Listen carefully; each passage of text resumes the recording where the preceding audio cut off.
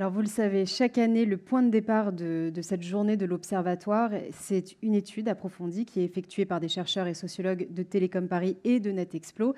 Cette année, cette étude s'intitule Souveraineté et compétitivité, le défi des talents de la cybersécurité. C'est une étude qui a été menée par Sandrine Catla, directrice associée de l'Observatoire NetExplo, ainsi que David Bouni, professeur et directeur du département sciences économiques et sociales de Télécom Paris. Merci de les accueillir.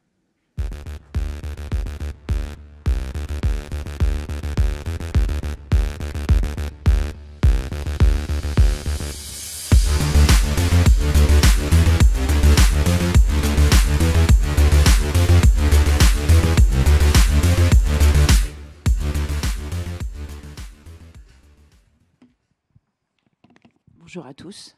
Bonjour à tous. Donc on a le plaisir d'ouvrir cette troisième édition de l'Observatoire Techno et Souveraineté Numérique, donc en collaboration avec NetExplo et puis Télécom Paris. Et donc cette année, on a décidé de s'intéresser à un sujet critique et centrale pour la souveraineté des entreprises, la cybersécurité. Mais avant de rentrer un petit peu dans le sujet de la cybersécurité, on voulait rappeler avec Sandrine quelques notions et concepts qu'on a définis tout au long de ces deux premières années et qui vont être largement réutilisés tout au long de cette journée. Le premier, bien sûr, c'est que dans la première édition, on s'est intéressé à ce concept de souveraineté et aux technologies critiques de la souveraineté numérique. Et donc, qu'est-ce que c'est cette souveraineté ? La souveraineté pour une entreprise, c'est sa capacité à rester maître de son destin. Aujourd'hui, dans le cadre des chaînes de valeur internationales, aucune entreprise n'a les compétences ni les technologies pour gérer l'ensemble en fait, de ces services. Et donc, ces entreprises-là sont convaincues par le fait qu'elles doivent utiliser des technologies, qu'elles soient françaises, européennes ou non européennes, pour délivrer les meilleurs services sur le marché et être compétitifs. Donc, un premier constat qu'on avait établi l'année dernière, c'est que cette vision autarcique de la souveraineté technologie est un mythe et que les entreprises sont des assembleurs de technologies dont l'objectif principal pour les entreprises va bien être la performance. Donc, l'interdépendance des entreprises aussi pose un problème. C'était le troisième constat qu'on avait établi, c'est-à-dire que dans le cadre de ces chaînes de valeur internationales et de l'usage des technologies par l'ensemble des entreprises, cette interdépendance va créer des rapports de force entre les entreprises, des rapports de force qui peuvent être positifs lorsqu'une entreprise française, par exemple, commercialise des technologies à des entreprises non européennes, mais cette dépendance peut être également subie et on va avoir un espèce de rapport de force négatif, par exemple. C'était très clairement mis en évidence la première année dans les services cloud dominés par ce qu'on appelle les hyperclouders américains de type Google, AWS ou Azure pour Microsoft. Et donc tout le sujet pour les entreprises de l'Observatoire avec lesquelles on travaille, c'est bien entendu de réfléchir à comment rééquilibrer ces rapports de force pour passer d'une dépendance subie à une dépendance choisie, c'est-à-dire faire l'examen critique des relations de dépendance entre l'entreprise et ses partenaires. C'est ce qu'on appelle un petit peu le concept d'autonomie stratégique qui consiste pour les entreprises à défendre leurs intérêts et leur souveraineté sur les marchés. Les leviers pour passer d'une dépendance choisie à une dépendance subie, c'est bien entendu plusieurs leviers de différentes sortes. On a travaillé bien entendu sur le monde de la recherche et les relations entre la recherche et nos partenaires, le rôle de la puissance publique, on a vu avec Jean-Noël Barrot, bien entendu pour le financement à l'innovation. On a travaillé sur des concepts d'intégration des marchés. On sait très bien que l'Europe encore n'est pas très intégrée, ce qui pose des problèmes d'économie et de rentabilité pour la diffusion de technologies sur des petits marchés, mais également c'était la volonté de nos partenaires au cours de la deuxième saison, c'était de travailler sur ce qu'on appelait des écosystèmes compétitifs, parce que un des leviers fondamentaux de ce transfert en fait de rapport de force, c'est bien entendu essayer de travailler du mieux possible ou de repenser améliorer les relations qu'entretiennent les entreprises avec leurs partenaires sur les marchés. Et donc, on a défini durant la saison 2 ce qu'on appelait des écosystèmes et des écosystèmes compétitifs. Donc, un écosystème, c'est quoi? Juste, on va réutiliser ce mot tout au long de la journée. C'est simplement dans le langage courant un regroupement d'entreprises et des partenaires sur un territoire donné. Pour les chercheurs en management, c'est un peu plus que ça, et ça a été très clairement exprimé par nos partenaires. Ce n'est pas seulement un regroupement d'entreprises et de leurs partenaires sur un territoire donné, c'est également la mise en œuvre d'un modèle de gouvernance qui va permettre de fédérer des partenaires comme des partenaires stratégiques avec, bien entendu, l'idée de créer une stratégie commune et une vision commune de leur rassemblement. Donc, on a décrit les années passées de nombreuses formes de partenariats comme des hubs d'innovation, des plateformes d'innovation, des partenariats stratégiques qui consistaient à partager des ressources humaines ou des ressources technologiques. Et donc, l'objectif de l'ensemble de ces partenaires, c'est bien de créer des écosystèmes compétitifs pour essayer de faire en sorte que ces rapports de force s'inversent au profit de la défense, donc des intérêts des entreprises sur les marchés. Et donc, la création d'écosystèmes revient finalement à identifier les bons sujets et travailler avec les bons partenaires pour essayer de renforcer justement la compétitivité de nos entreprises sur les marchés. Et donc, différents types d'écosystèmes avaient été présentés comme des écosystèmes d'affaires. C'est typiquement le village Baïséa avec le Crédit Agricole qui offre en fait, qui organise les sources de financement pour transformer les tissus économiques dans les territoires. C'est aussi Future for Care avec Orange notamment, et puis Capgemini qui aussi organise ces financements pour des services de santé en particulier, mais c'est aussi des systèmes et des écosystèmes technologiques. On a parlé de Cortex avec Thales, notamment, et Marco Herman, de Sinclair avec EDF et Vincent Nibel. On a parlé également de services de confiance entre DocaPost et l'INRIA et Software République, par exemple, avec Renault pour la création de services innovants dans la mobilité. Donc, on a balayé tout un certain nombre de concepts qu'on va réutiliser tout au long de cette journée. Et donc, ces concepts ont été établis pour notamment résoudre un triple défi que les entreprises nous ont résumé sous la forme suivante: zéro profit, zéro droit de parole et zéro talent.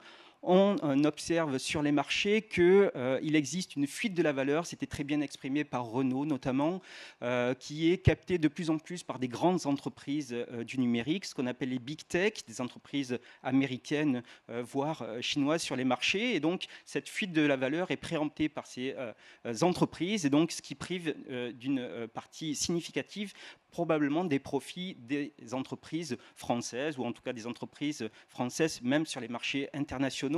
Et donc, elles étaient soucieuses de s'organiser un écosystème pour essayer de résoudre ce problème de la fuite de la valeur, qui se traduit également plus symboliquement par une privation de la visibilité ou des droits de parole, parce que les entreprises françaises, en tout cas, c'était les sujets et les observations qui étaient faites par les entreprises partenaires de l'Observatoire, c'était que finalement cette fuite de la valeur se transformait par une privation de la visibilité de ces entreprises qui sont porteuses de valeurs particulières que ne partagent pas nécessairement les entreprises américaines ou chinoises sur ces marchés internationaux. Et enfin, un dernier défi sur lequel on va revenir avec Sandrine longuement et tout au long de la journée, c'était le zéro talent, bien entendu. Donc cette fuite de la valeur se traduit par une fuite des talents, et donc donc toute une question sur l'attractivité et la rétention des compétences et des talents dans les grandes entreprises françaises.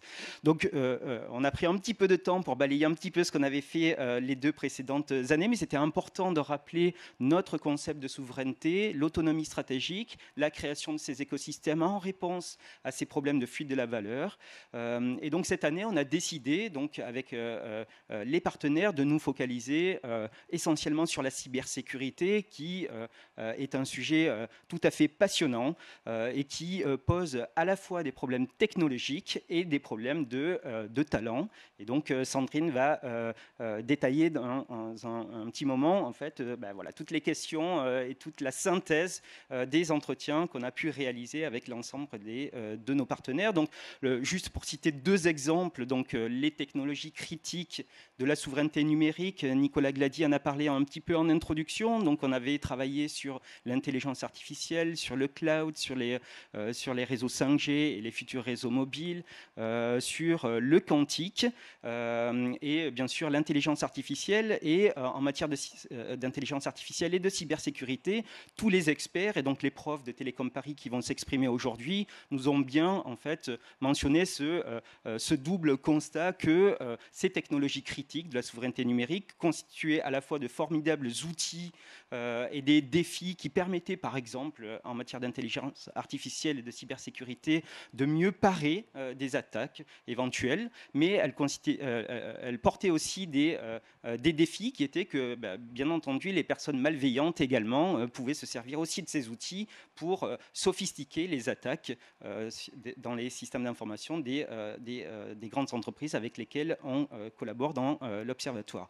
Et juste pour prendre un dernier exemple, mais qui était assez illustrant, avec Marco Herman de Thales, qui nous expliquait le quantique, à la fois l'ordinateur, les communications quantiques et les capteurs, et qui nous illustrait de manière assez brillante comment le quantique mettait à mal la cryptographie classique et les clés de chiffrement sur lesquelles en fait tous les algorithmes reposent aujourd'hui. Et donc c'était un risque porté par le quantique, mais aussi une opportunité, c'est-à-dire que les propriétés physiques permettent aussi de distribuer de manière plus sécurisée des clés de chiffrement. Et donc Thales poursuit de grandes recherches sur ce domaine.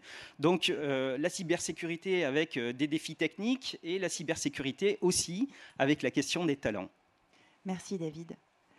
Donc vous l'aurez compris, tout au long de la journée, on va se focaliser sur le sujet de la cybersécurité, à la fois en l'évoquant à propos des technologies, qui sont autant de défis que d'opportunités, comme tu le rappelais David, et à la fois en parlant des talents, puisque pour relever ces défis, et pour utiliser l'opportunité de ces nouvelles technologies à des fins de cybersécurité, il nous faut évidemment des femmes et des hommes pour piloter cette stratégie de cybersécurité.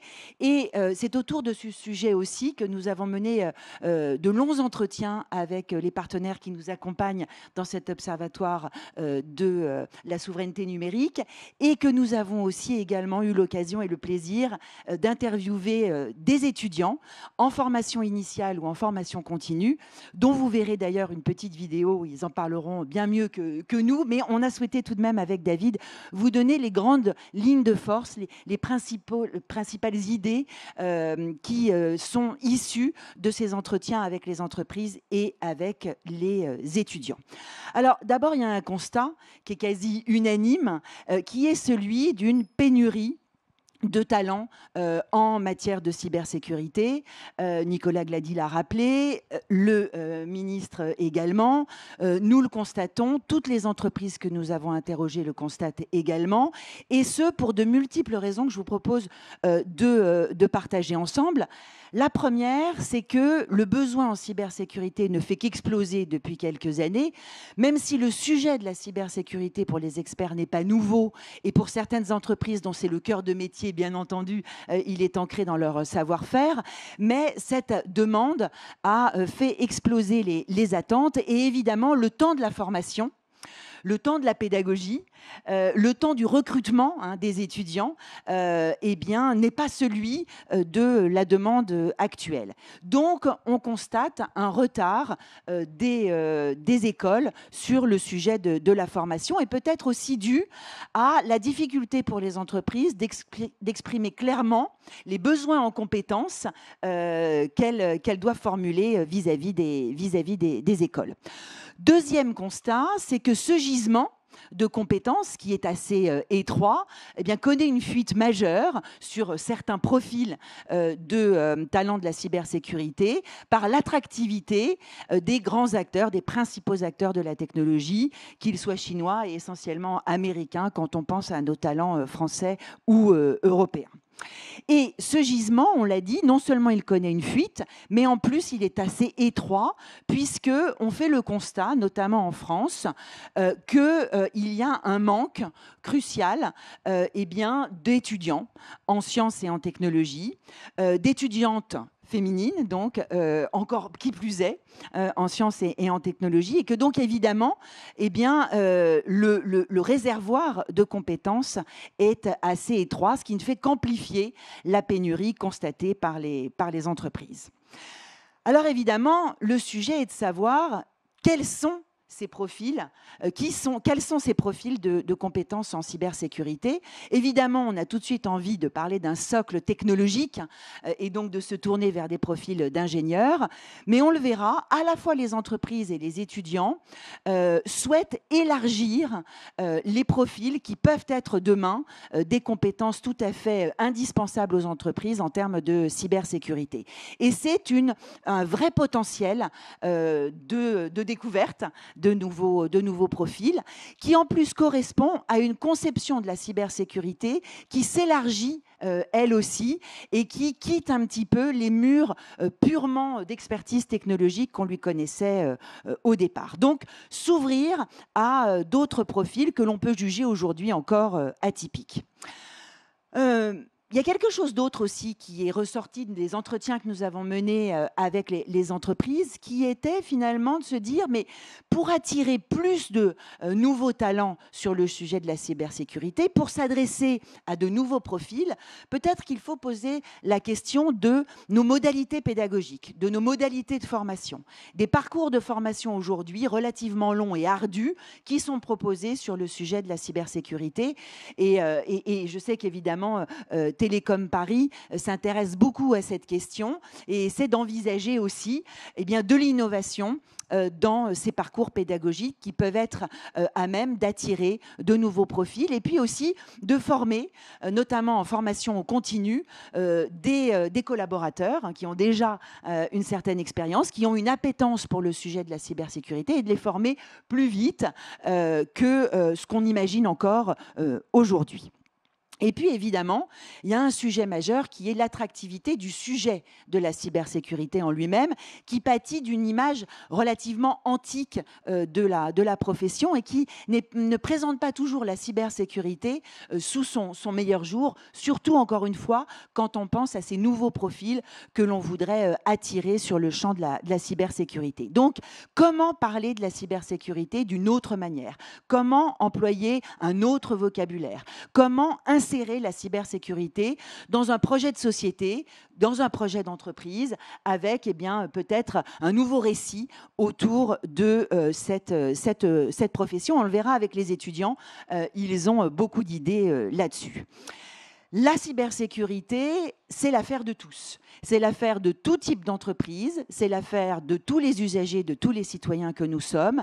Et c'est évidemment un sujet cœur qui doit être dans le design des projets et de la stratégie de l'entreprise. Ça veut dire qu'aujourd'hui, la cybersécurité sort de son champ d'expertise pour rentrer dans les plus hautes instances des entreprises, mais rentrer aussi dans le cœur des projets qui sont menés partout dans l'entreprise. Et à ce titre-là, la cybersécurité sort à nouveau de ses murs, prend une nouvelle stature, une nouvelle ampleur dans l'entreprise et donc doit parler au plus grand nombre, y compris à ceux qui n'ont pas pour vocation de développer des outils de cybersécurité et d'être profondément experts. Là aussi, beaucoup de sensibilisation, d'acculturation, de formation sur le sujet cyber doit être menée. Alors, ce qui était intéressant et ce qu'on voulait partager, David et moi, avec vous aujourd'hui, c'est finalement quel était le regard des étudiants que nous avons interviewés sur ce sujet de la cybersécurité. Des étudiants, certains en formation initiale, beaucoup en formation continue, et je pense que leur réponse vous intéressera. La cybersécurité, on dit souvent qu'elle est trop complexe. Les étudiants qu'on a interrogés disent oui, bien entendu, il y a de la complexité dans la cybersécurité, mais moi, j'ai envie de parler plutôt de stimulation. J'ai plutôt envie qu'on me parle de passion. J'ai plutôt envie qu'on me parle de challenge. Alors évidemment, ces challenges sont complexes. Évidemment, cette stimulation est liée à cette forme de complexité, mais peut-être que le vocabulaire, quand on évoque la cybersécurité, doit changer. Alors, pourquoi est-ce que c'est très stimulant, finalement, d'aller sur le terrain de la cybersécurité? Parce que d'abord, ce sont de belles perspectives d'emploi. Des belles perspectives d'emploi, à la fois dans de très grands groupes et de très grandes entreprises, dont on en a certains représentants aujourd'hui, mais aussi dans toutes les entreprises, dans tout le tissu économique et industriel de la France, de l'Europe et finalement du monde, et puis évidemment aussi dans nos vies personnelles.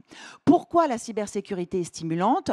Parce qu'elle est gage de curiosité, de passion, de challenge, de défi, d'une expertise que l'on doit sans cesse renouveler. Et donc, pour les profils que nous avons interrogés, c'est évidemment un métier qui a de nombreuses qualités.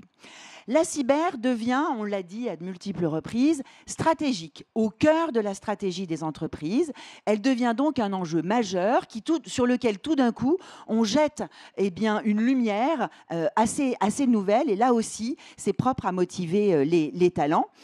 À tel point que la cybersécurité peut être un accélérateur de carrière, une étape dans mon chemin de carrière, mon chemin professionnel, mon chemin de mobilité interne au sein de mon entreprise, puisque elle devient un sujet de COMEX. Et puis, évidemment, la cybersécurité, c'est un métier de sens, c'est un métier d'utilité publique, c'est un métier qui va me permettre de protéger la valeur produite par mon entreprise et de protéger plus largement la société.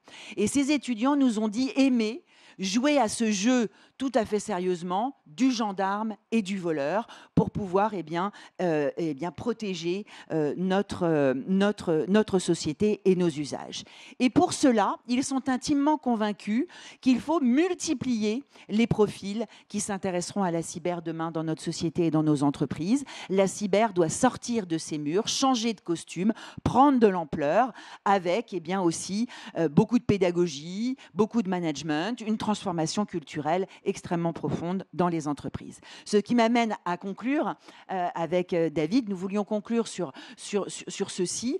La cybersécurité en 2023 n'est pas un sujet uniquement défensif, mais elle devient un enjeu culturel, un enjeu de transformation pour les organisations, un enjeu de transformation de nos mindsets.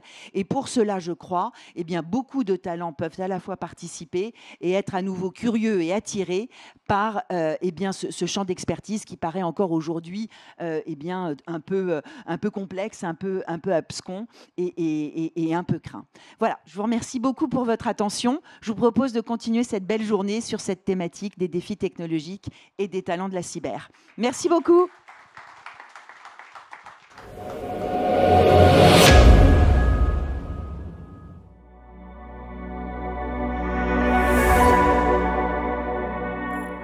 Mais j'ai fait donc une double licence en mathématiques fondamentales et informatique générale. C'est là où j'ai découvert l'informatique et entre autres la cybersécurité. J'ai obtenu un diplôme d'ingénieur en 2011 dans le domaine du génie électrique. Moi je suis un profil ingénieur, j'ai fait ingénieur Télécom Paris Sud. J'ai intégré une école d'ingénieur en électronique et système embarqué, donc Polytech Paris Sud.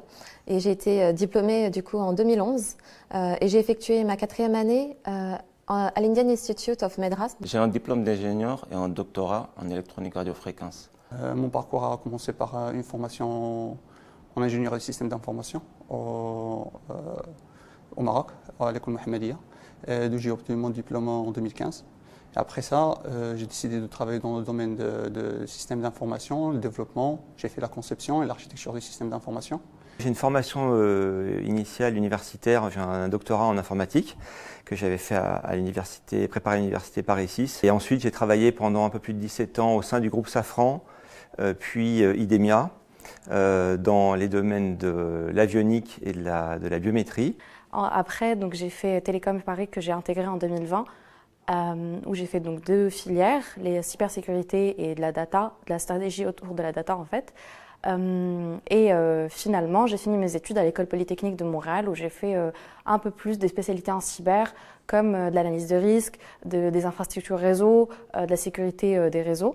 Et là, je suis en cours de stage de fin d'études à Orange Cyberdéfense où je fais de la gestion de crise. Suite à ça, j'ai travaillé dans le domaine automobile pendant 8 ans en tant qu'ingénieur développement logiciel chez différents équipementiers automobiles. Et à partir de 2019, j'ai rejoint mon entreprise actuelle, Renault, en tant qu'ingénieur système dans le domaine de la sécurité. Et à partir de cette année, j'ai rejoint une équipe d'architectes logiciels en cybersécurité, toujours chez Renault. Aujourd'hui, je suis commercial grand compte dans le groupe Orange Business. Et je suis arrivée dans la cybersécurité en 2019 chez BNP Paribas. Et en 2021, j'ai eu un poste de pilote d'activité dans la cybersécurité et l'innovation, donc le poste que j'occupe actuellement. J'ai commencé ma carrière en tant que chercheur avant de rejoindre le groupe Renault où j'ai principalement travaillé dans l'ingénierie des systèmes embarqués en participant notamment au développement de fonctionnalités multimédia pour les véhicules connectés. Donc j'ai rejoint l'ANSSI en 2020. Donc l'ANSSI, c'est l'Agence nationale de la sécurité des systèmes d'information. Actuellement, j'y occupe les fonctions de chef du bureau de coordination du service de détection.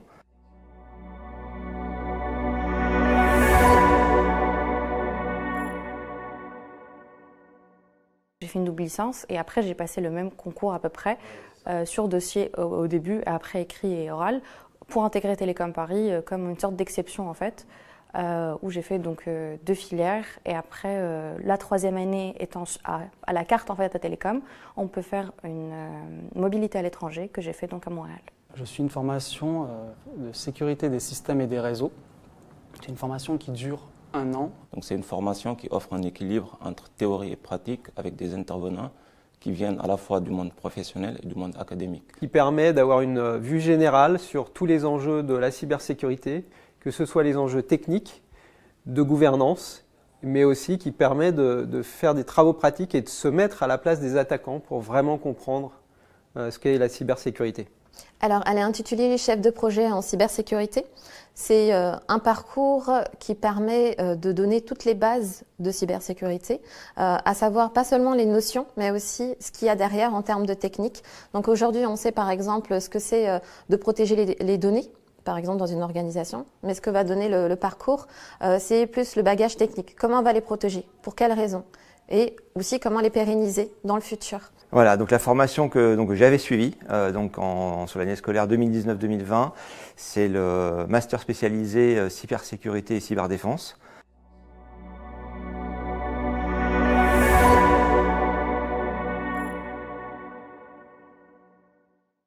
À titre personnel, je vois que dans mon entourage, les personnes ne sont absolument pas sensibilisées sur la gestion des mots de passe. Et aujourd'hui, on a des sociétés qui font plusieurs centaines de personnes et qui du jour au lendemain vont disparaître parce qu'ils se sont fait cyberattaquer. Donc je pense que c'est un enjeu majeur de notre société aujourd'hui et je suis très motivé par ce domaine-là.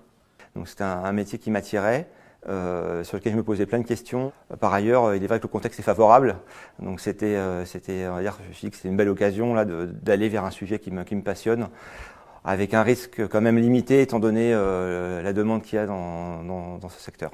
Alors j'ai toujours été fascinée par la cyber, ça a toujours été un peu un thème qui m'intriguait un peu. J'ai même intégré Télécom que pour la cyber, j'étais admissible dans de grandes écoles en fait, mais Télécom était mon premier choix tout simplement pour le parcours cyber qui était spécialisé et qui avait une grande importance justement à Télécom.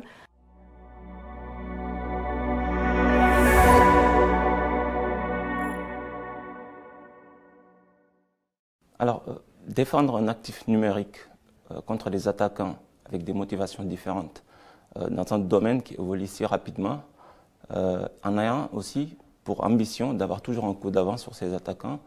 C'est un défi qui peut amener à penser que la cybersécurité est compliquée.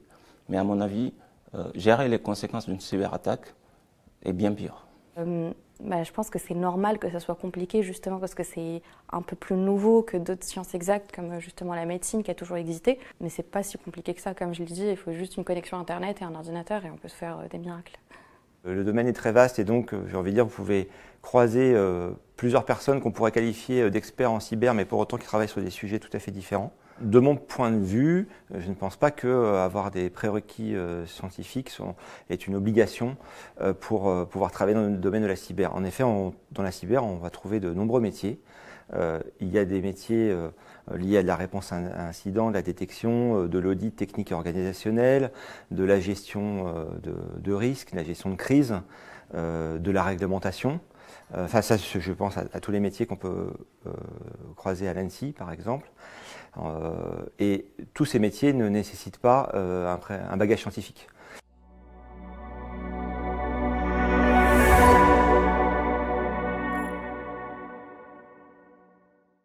Oh, pas du tout, pas du tout.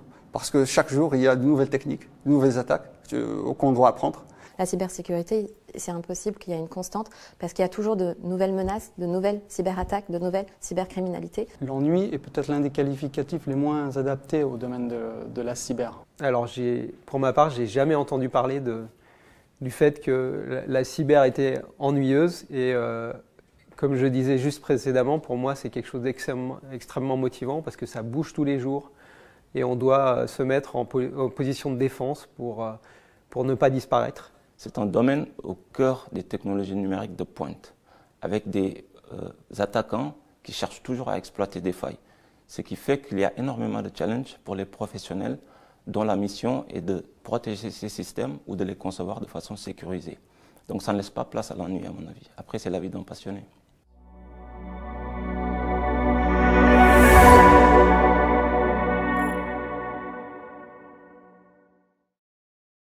On a une tension sur ce domaine-là et que les entreprises prennent conscience que c'est un sujet majeur, qu'il faut s'y intéresser, même si le business de l'entreprise, c'est pas de faire de la cybersécurité en général. Et donc c'est plutôt ça peut être un frein pour l'entreprise. Mais malheureusement, toutes les entreprises prennent conscience aujourd'hui qu'il faut absolument s'occuper de ces sujets-là pour survivre. Dans les grandes entreprises, c'est valorisé, mais qu'à un haut niveau. Ça veut dire que même si le board ou le COMEX est valorisé, est conscient sont conscients de l'importance de la cybersécurité, si les petites mains de tous les jours ne le sont pas, ils sont tout à fait aussi vulnérables qu'une entreprise qui ne le fait pas. Donc il manque beaucoup de sensibilisation et de la conscience collective. C'est le rôle des professionnels en cybersécurité, tels que moi, pour sensibiliser les entreprises et les gens de l'importance de la cybersécurité et aussi des menaces qui peuvent être engendrées par les cyberattaques. Il y a pas mal d'exemples des cyberattaques qui se déroulaient sur le domaine de cyber. Et après, il y avait des manifestations dans le domaine réel. Il y a de plus en plus d'entreprises qui placent la cybersécurité au cœur du développement de leurs produits et font beaucoup d'efforts sur la sensibilisation des risques cyber auprès de leurs collaborateurs. Mais malheureusement, il y a encore beaucoup d'entreprises, notamment des PME, qui n'ont pas de politique de cybersécurité. Et cela les expose à des cyberattaques. Donc il faut poursuivre l'effort de sensibilisation auprès de ces entreprises pour les aider à disposer de politiques de cybersécurité à la fois rigoureuses et adaptées à leur secteur d'activité.